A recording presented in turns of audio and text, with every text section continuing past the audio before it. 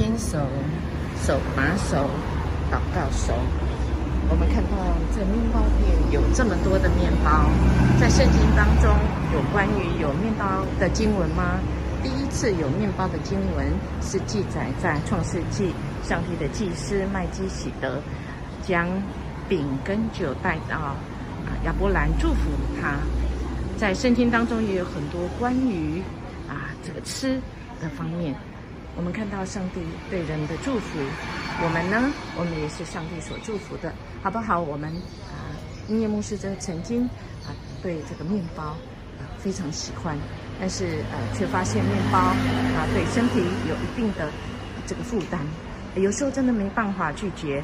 我们好不好来分享感谢今天我们可以借由好的食物来促进我们的身体健康。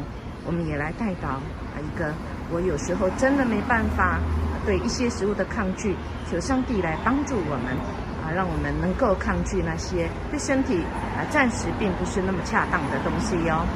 好不好？我们今天也分享家庭当中，我们今天晚上吃什么呢？我们吃什么全家最快乐呢？手看手，耳朵的手。